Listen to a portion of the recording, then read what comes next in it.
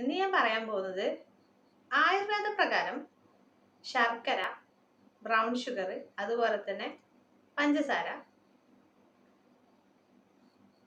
ഇതിന്റെയൊക്കെ പ്രോപ്പർട്ടീസ് ഒക്കെ ആയുർവേദ പ്രകാരം എന്താണ്. അപ്പൊ ആദ്യം ശർക്കരയിൽ നിന്ന് തുടങ്ങാം. പൊതുവെ ഉള്ള ഒരു ധാരണയാണ് ശർക്കര കഫം വർദ്ധിപ്പിക്കുന്നുള്ളത്. എന്നാൽ ശർക്കര വലുതായിട്ടൊന്നും കഫം വർദ്ധിപ്പിക്കൂല. അതുപോലെ തന്നെ ശർക്കര മൂത്രവും അതുപോലെ തന്നെ മലവും കൂട്ടാനും വേണ്ടിയിട്ട് സഹായിക്കും.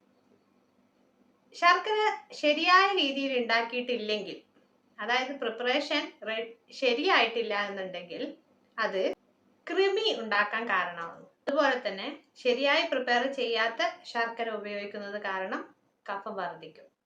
ശരിയായിട്ട് പ്രിപ്പയർ ചെയ്യാത്ത ശർക്കര കാരണം മജ്ജ, ഫാറ്റ്, രക്തം, മസിൽസ് ഇതിനൊക്കെ കഫസംബന്ധമായിട്ടുള്ള അസുഖങ്ങൾ വരാനുള്ള സാധ്യത. അതുപോലെ തന്നെ ശർക്കര ഉപയോഗിക്കുമ്പോൾ പഴങ്ങിയ ശർക്കര ഉപയോഗിക്കുന്നതാണ് ഏറ്റവും ഉത്തമം എന്നാണ് പറയുന്നത്.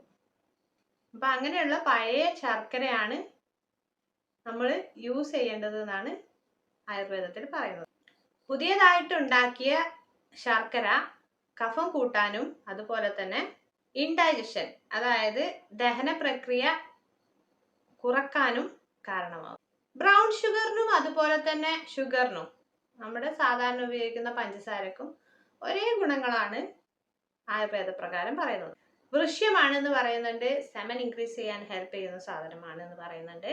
ക്ഷതക്ഷീണർക്ക്, അതായത് മെലിഞ്ഞ് പെട്ടെന്ന് അസുഖം കൊണ്ടോ അല്ലെങ്കിൽ എന്തെങ്കിലും കാരണം കൊണ്ടൊക്കെ മെലിഞ്ഞ ആളുകൾക്ക്, ക്ഷതക്ഷീണർക്ക് ഷുഗറും ബ്രൗൺ ഷുഗറും ഒക്കെ കൊടുക്കുന്നത് നല്ലതാണെന്ന് പറയുന്നു. അതുപോലെ തന്നെ മുറിവ് പറ്റിയ ആളുകൾക്ക് കൊടുക്കുന്നത് നല്ലതാണ്. ബ്ലീഡിംഗ് ഡിസോർഡേഴ്സിനും അതേപോലെ വാതസംബന്ധമായ അസുഖങ്ങളിലും പഞ്ചസാരയും ബ്രൗൺ ഷുഗറും ഒക്കെ ഇട്ടിട്ടുള്ള സാധനങ്ങൾ കൊടുക്കുന്നത് നല്ലതാണെന്ന് പറയുന്നു. അപ്പോൾ ഇതില് ബ്രൗൺ ഷുഗർ ആണ് ഷുഗറിനേക്കാളും നല്ലത് എന്നാണ് പറയുന്നത്. അതുപോലെ തന്നെ പഞ്ചസാരയാണെങ്കിലും ശർക്കരയാണെങ്കിലും നമ്മൾ ഒരുപാട് അസുഖങ്ങൾക്ക് നമ്മൾ മരുന്നിന്റെ കൂടെ മിക്സ് ചെയ്തിട്ട് കൊടുക്കാനും വേണ്ടിയിട്ട് ഉപയോഗിക്കുന്നുണ്ട്. അതുപോലെ തന്നെ മരുന്നിൽ ഉപയോഗിക്കുന്നുണ്ട്. അതുപോലെ തന്നെ ചില പാനീയങ്ങളാണെങ്കിലും ഭക്ഷണ പദാർത്ഥങ്ങളാണെങ്കിലും ഉണ്ടാക്കി കൊടുക്കുമ്പോൾ അതിൽ ആഡ് ചെയ്യാനൊക്കെ നമ്മൾ പറയുന്നുണ്ട്.